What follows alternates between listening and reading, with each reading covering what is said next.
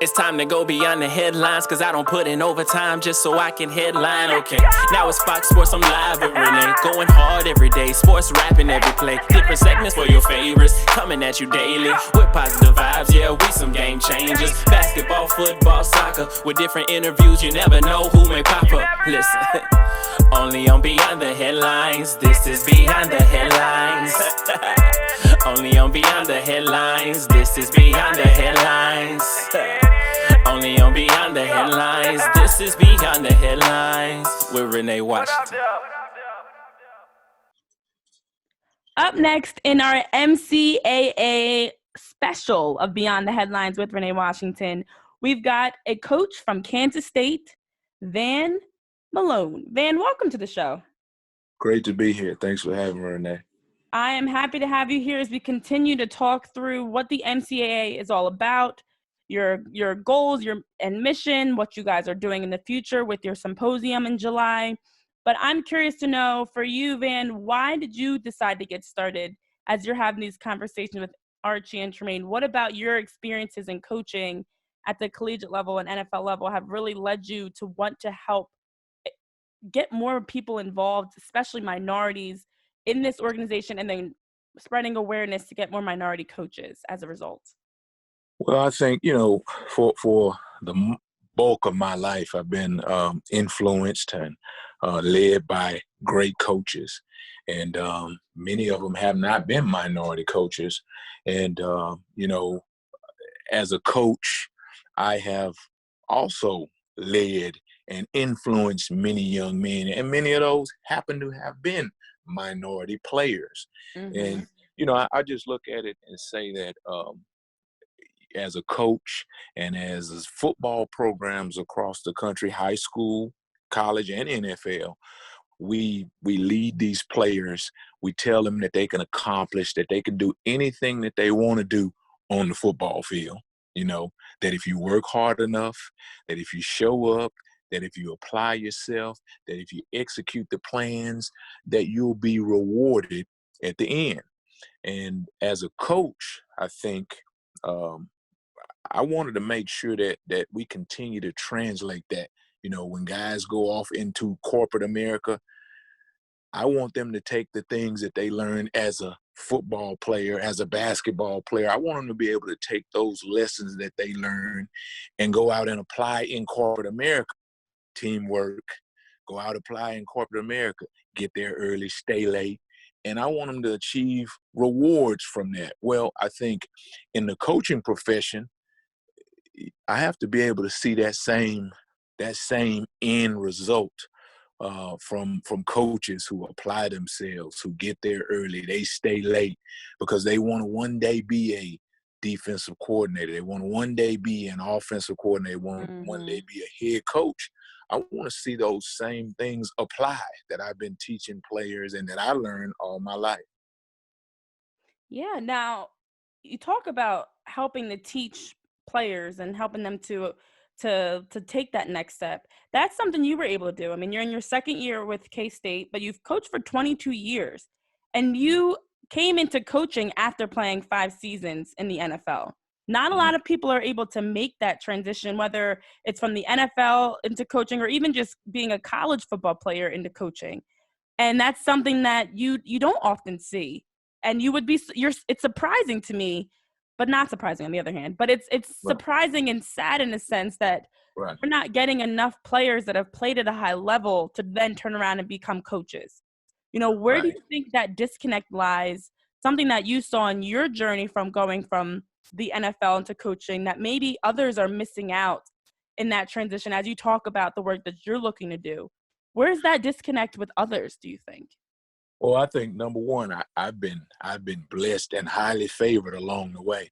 But when I think about my journey, I know that it has been laced with sacrifice, right? I was a high school coach. Well, when I was done playing, I knew that I wanted to coach, but I didn't know what level I wanted to coach on. So I went into the high school arena. And when I was in high school coaching, I decided that I want to give college a try. Mm-hmm. Well, when I was in high school coaching, I was making pretty good money in the state of Texas, So now wait a minute. You want to leave that and you want to go into the college ranks and you want to take a pay cut to get in the door. Many times you have to take a pay cut. I went from coaching high school to now I'm going to go and coach at a Division II school in North Dakota. So I took an incredible pay cut. So that's the first thing, is that making that sacrifice is difficult for a lot of guys. Financially, it's difficult to make that choice to say, I'm making $70,000 and I'm going to go and take a jump and make $20,000, and I'm going to do those grunt jobs because I'm just trying to get my foot in the door. Now you go back and say, well, hey man, you played in the NFL. Yes, but I hadn't been a coach, Right. So now you're going to leave the place of praise because you're a player and everybody loves you, but now you're going to go and be a coach. You're going to be a GA, or you're going to be a restricted earnings coach, and you're going to have to do the grunt work to make your way on the other side of the room, in the coaching realm. And so I think that gets to be difficult for guys, especially a guy who's played in the NFL. Well, he wants to leave the NFL and he wants to step right into a Power 5 coaching position. And it doesn't work that way. And so for me, in the walk that I have today, it's important for me to get guys to understand that you are investing you're investing in you when you are taking the opportunity to be a GA, when you're taking the opportunity to go and be a restricted earnings coach, because the opportunities for you to leave the playing field, albeit NFL playing field, and go into a Power 5 position coach opportunity, that's very rare, And so I understood that, and that's something that I continue to try to teach younger coaches, is that there will have to be some sacrifice. The next thing, which is really important, is that I had to develop relationships and genuine relationships with coaches who were in the profession, and I had to develop a brand, that says, you know what, this guy, he's a hardworking coach. He understands his craft. He works to develop his craft consistently. He does the right things. So he's going to come into your program and he's going to build it up. And so that's the next thing, is that you have to, or I feel like I had to develop a network of people who trusted me, because I always say to young coaches, it's not the jobs, being able to get a job in college and in the NFL for that matter. It's not about what you know. It's not about who you know. Right. It's about who knows you. I like that. Because you can know everybody in that room. Oh yeah, I know old Fred. Fred, yeah, I know. But if Fred is in the room and they're talking about an offensive line coach, and Fred is in the room, if Fred doesn't know you well enough to stand up for you, then your name won't be mentioned in the room, And so I always try to teach guys that, no, man, it's not about what you know. You got to make sure that you have reliable, trusted people who trust you, because that's where opportunities come from. Right. Wow, that makes complete sense, because we always talk about, how in jobs, and I was actually ironically talking about this with Tremaine and Archie, it's a lot about who you know, but you're right, it's more who knows you. Right. Who's got your name and your work and your talents and your ability in mind, that now when that opportunity opens up, they're thinking of you. Right. And that's incredible. That's powerful. Well, it's funny that we talk about Archie and Tremaine, is because I coached Tremaine in high school, and Archie was was our GA when I was at, so Archie and I have worked together Right. three times. And so surrounding yourself with the right kind of people, surrounding yourself with the kind of people who believe like you believe, if you believe in the right things, is important as well. And like I said, I'm older than those guys, but as we've marched down this path together, I've tried to influence them. And it's really funny that when Tremaine was in high school and I was his coach, I had a group of coaches around me, and I guess I called it my entourage. Well, Tremaine was a part of that. And so it gives me great pride as I am at coaches' conventions and I'm at functions with coaches. I see Tremaine with his entourage. And that leads into really why we're trying to do this, because it's important that we as minority coaches, that we continue to grow our groups, our entourage, because there, we talk about the numbers in Division II and Division III.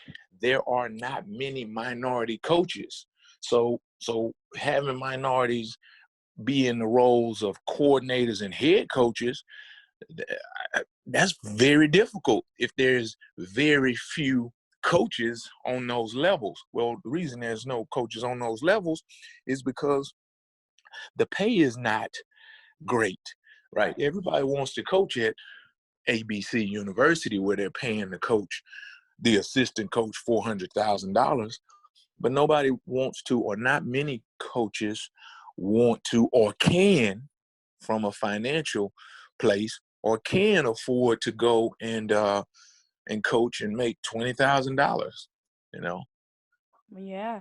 Yeah. And that's something that sacrifices you talk about. You have to really balance taking what makes sense, not just taking anything, but what makes sense to help you grow. And something you talked about was building your brand. And I know that, looking at all the work that you've done aside from your NFL career, you talk about coaching at the high school level, but also off the football field. You worked with Detroit's Fox Sports outlet. You worked in the NFL Minority Coaching Fellowship. You've coached and been fortunate to have successful programs that were ranked, at the top, whether it was being with the nation's, I don't know, which team? Oh, when you finished top 10 nationally in turnovers, when you were at Oklahoma State, when your work with Mississippi State. So you've been building your brand on and off the field, which is also a big part of it. So now when you have not only the resume to go with it, but the strength in numbers of having that entourage of people that are like-minded and also looking out for you, and you have resources, all these components together make you more ready and prepared for when your name is called. So can you touch on that aspect of it? As part of what you guys are doing with the NCAA is providing resources, connections, and networking, professional development, having these conversations with other coaches, whether minority or not, or white male coaches, but having these conversations, bringing in different races and genders so that you guys can all continue to grow together to build your brand as a coach to be able to take that next step. Well, I think that diversity, there is strength in diversity. If you, and I talk about like-minded, I talk about, Tremaine and Archie, but if I only grabbed Tremaine and Archie and we all sat here and all of our operations were pushed because of the vision of us three, right? And we never looked outside. Well, I think we lose something. And so when you talk about programs across the country and you say, well, we only want this kind of coach, this guy, right? Well, I think you lose something. I think that we don't grow when we don't take a look at diversity. And when you talk about opportunities for minorities, we just need a change in the way it's done, in the system of it, right? But between the guys that I'm dealing with, between the coaches who are part of the MCAA, our vision is, you know what? it makes no sense for us to stand on the table and cry about what we don't have, right? Cry about the opportunities that we have not gotten. What we need to do is educate ourselves, empower ourselves, develop groups of people who are like-minded in a way that they believe that diversity is strength, and that we continue to grow these people.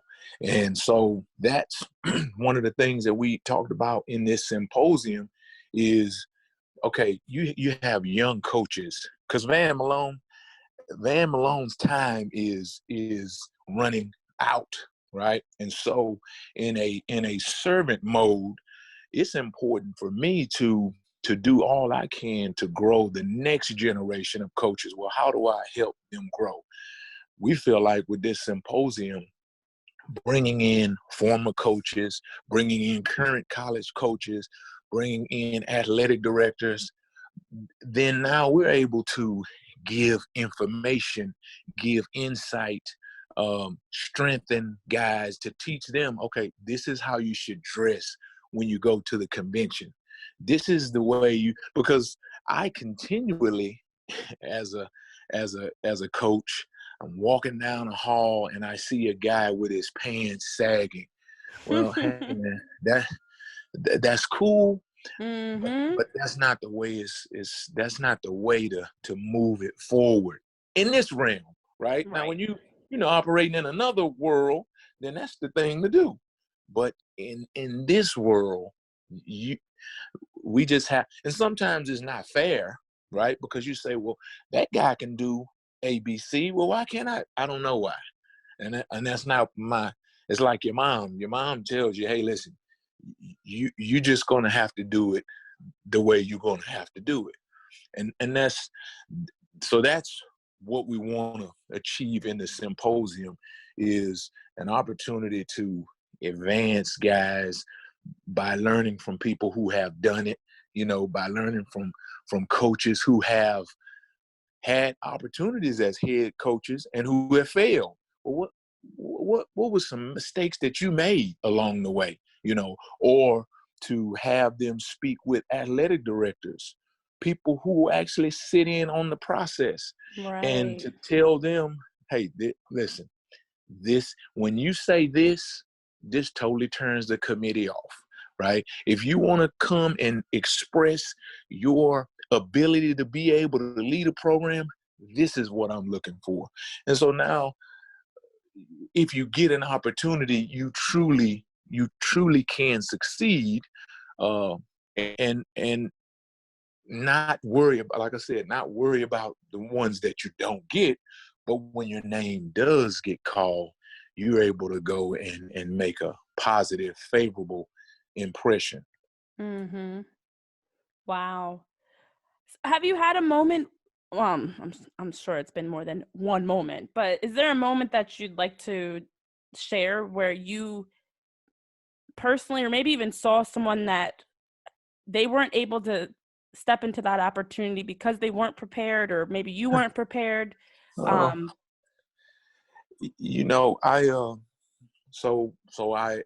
serve as the board. I serve on the AFCA board, but my role is I'm the chairman of the board of the AFCA. But my role is I'm the chairman of the Minority Issues Committee, and Tremaine was, who is also on this committee. Tremaine was speaking at one of the committee meetings, and he said, it's been very difficult for me as a head coach, because I want to hire the most prepared people. And if those guys happen to be minorities, that is fabulous. And so he's talking about the fact that he had run into a situation where the guys he continued to interview, they were not ready. They were not prepared to take on the task of being an offensive or defensive coordinator in his program. And so he had to turn the other way. And a couple of those guys happened to be minority coaches. Well, we also had a coach, and so we got on that subject of, listen, when your name is called, you got to be ready. We can talk about different things, but about the opportunities that we don't get. But when your name is called, you got to be ready. And one of the coaches raised his hands and was really courageous. And he said, listen, I'll be honest. I just got an opportunity, and I was not ready. I was going through the interview, and I could feel that I was jacking it up because I knew I wasn't ready, and I was sitting there trying to snowball these people. Mm-hmm. And he said, from now on, I make a promise to you guys in this room that I'll get myself ready. I'll be ready. And I think, you're never ready.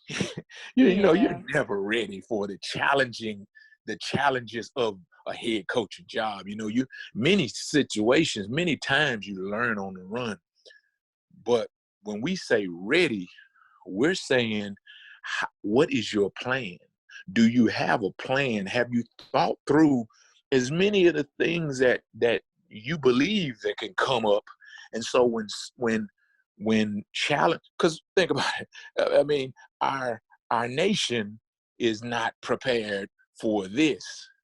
Our nation in many aspects of our lives are not prepared for what's going on today. But Yes. there was somebody somewhere along the line who said, what if this happens? How will we respond if this happens? So there's always a thought process, but as a coach, as a offensive coordinator, as a defensive coordinator, as a head coach, if you want to stand up and have the person who is your superior believe in you enough to give you the job, you have to have gone through the process of that interview in your own head at least 2 or 3 times. Well, this coach admitted that he hadn't, and he just thought he was going to go in there and wing it. And so for me, that was a glaring example of how you must be prepared. For me, I've wanted to coach since I was in the 7th grade. And so all the aspects of coaching, of leading young men, they have, I guess God puts you here to do certain things, and I just believe coaching is that thing for me. Influencing men and women. I coach girls basketball. That's the thing that God gives me or has given me. And so if there comes a time for me to take the next step, I've gone through it. I've gone through it time and time again in my head. And like I said earlier, you never, there's some things that you didn't think about that'll come upon you. But this the general overall thought process of being in that position. You at least have had to go through it. Yeah, no, that makes sense. We're never ready for anything life really throws at us, but you want to make sure you're as prepared as possible, Right. essentially. So, Van, where can our listeners follow along with you at K-State? I know Tremaine and Archie both shared the NCAA's information, but social media and things like that you're doing at K-State? Yeah. Now, I'm a little bit of a social media guy, but I'm on Twitter at Van B Malone the third. So it's Van B Malone Nice. 3RD. That's my Twitter. And then kstatesports.com is our football website. I never even realized you had third in there. You're the third. That's awesome. I completely overlooked that. Yeah, I'm the third. Oh, nice. Well, Van Malone the third. Yeah, No, Van, thank you so much for joining our NCAA special here on Beyond the Headlines with Renee Washington. I'm so glad I was able to talk about the great things that Archie, Tremaine, and you are doing. And I wish you guys all the best and hope to continue to support all that you're doing as you continue to to spread awareness, help provide resources, and just help change the game. So thank you so much for all that you're doing. Thank you. Thank you for your support.